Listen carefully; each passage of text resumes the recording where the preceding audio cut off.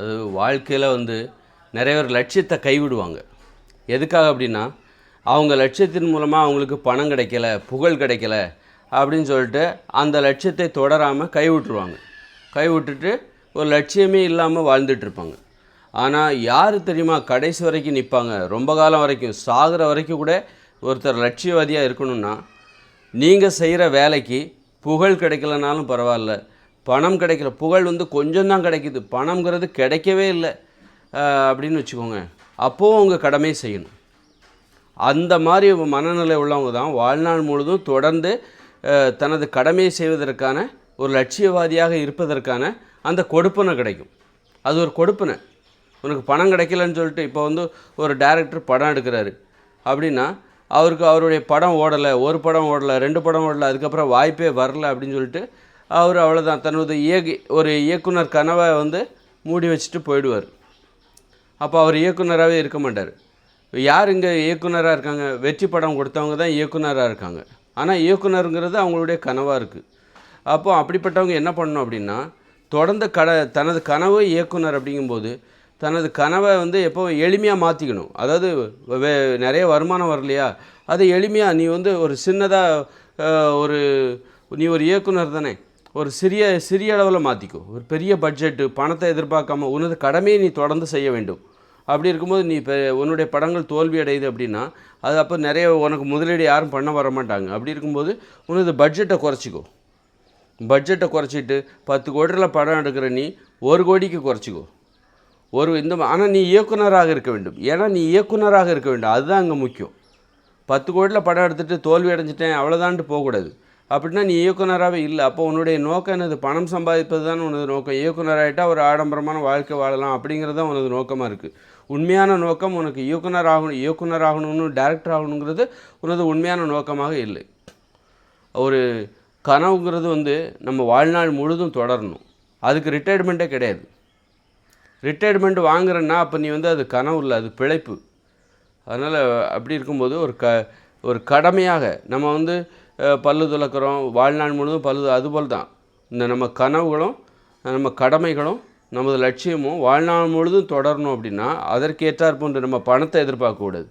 பணத்தை எதிர்பார்த்து நீங்கள் உங்கள் கடமையை செய்கிறீங்க, உங்கள் லட்சியத்தை முன்னெடுக்கிறீர்கள் என்றால், பணம் இல்லாத போது உங்கள் லட்சியம் இல்லாமல் போய்விடும், காணாமல் போய்விடும். பணம் வராத போது எப்போதும் அது உனக்கு அப்போ பணம் வரலைன்னா நீ பிரம்மாண்டமாக ஒரு படம் எடுக்கிற, உனக்கு பணம் வரல, படம் தோல்வி அடைஞ்சிச்சு, யாரும் உனக்கு பணம் தரமாட்டேன்ற, அப்போ நீ என்ன பண்ணுவோம்? பட்ஜெட்டை சின்னதாக மாற்று. அப்போ யாராவது வராங்களான்னு பாரு. அப்போவும் வரல அப்படின்னா இன்னும் சின்னதாக மாற்று. இன்னும் ஒரு பட்ஜெட்டை, இன்றைக்கி ஒரு மொபைல் ஃபோனில் கூட நீ ஏதாவது வீடியோ போடலாம். அந்த மாதிரி நாம் ஒரு இயக்குனருங்கிறத மட்டும் நம்ம மறந்துடவே கூடாது. நம்முடைய இயக்குனர் அந்த உணர்வு மட்டும் இருக்கணுமே தவிர அதை இழந்துடக்கூடாது. பணம் வரலைங்கிறக்காக அதை மட்டும் நம்ம இழந்துடக்கூடாது. இது ஒரு கடமை, நம்ம செஞ்சுக்கிட்டே இருக்கணும். அதுபோல் ஒரு இயக்குனர்னால் இயக்குனர் மட்டும், வேறு ஒரு மருத்துவராக இருக்கலாம். அப்போ ஒரு மருத்துவருக்கு வருமானம் இல்லை, அவர் ஒரு புது விஷயத்த சொல்கிறாரு, அவருக்கு வருமானம் இல்லை அப்படிங்கிறக்காக அந்த தொழிலை விட்டு போயிடக்கூடாது. அந்த தொழிலை இன்னும் எளிமையாக பண்ணிக்கிட்டே இருக்கணும். அதற்கு ஏற்றாற் போன்று தன்னை மாற்றிக்கொண்டே இருக்க வேண்டும். அதற்காக கடனை வாங்கிட்டு கடனாளியாகவும் மாறிடக்கூடாது. சுய பாதுகாப்பும் முக்கியம். அந்த பாதுகாப்பை உறுதிப்படுத்தி கொண்டு நம்மளை எளிமையாக நமது கடமைகளை செய்து கொண்டு கடமையை கடைசி வரைக்கும் செய்யணும் அப்படிங்கிற மாதிரி நமது கனவுகளை நம்ம திட்டமிடணும்.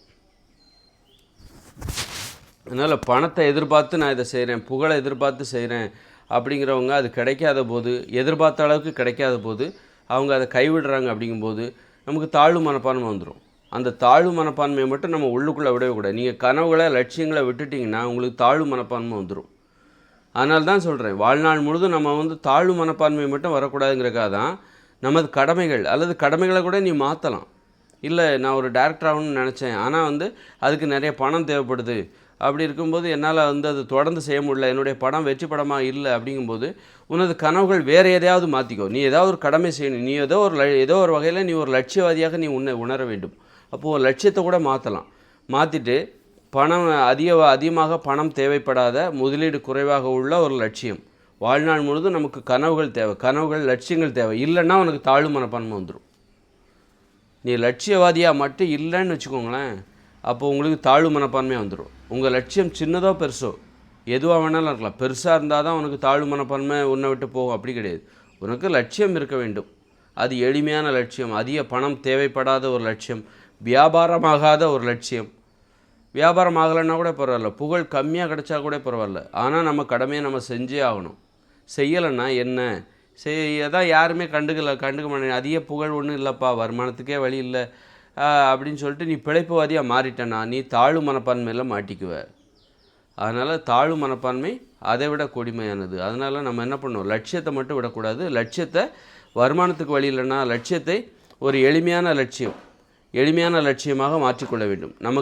நமது உணர்வோடு தொடர்புடைய ஒரு லட்சியத்தை தேர்ந்தெடுத்து ஒரு எளிமையான லட்சியத்தை தேர்ந்தெடுத்து கடமை செஞ்சுக்கிட்டே இருக்கணும். அப்போ தான் வாழ்க்கையில் நம்ம தன்னம்பிக்கையோடு இருக்க முடியும். இல்லைனா தாழ்வு மனப்பான்மை என்கிற தண்டனை நமக்கு கிடைக்கும். லட்சியவாதி இல்லைன்னா உனக்கு தாழ்வு மனப்பான்மை என்கிற தண்டனை உனக்கு கிடைக்கும்.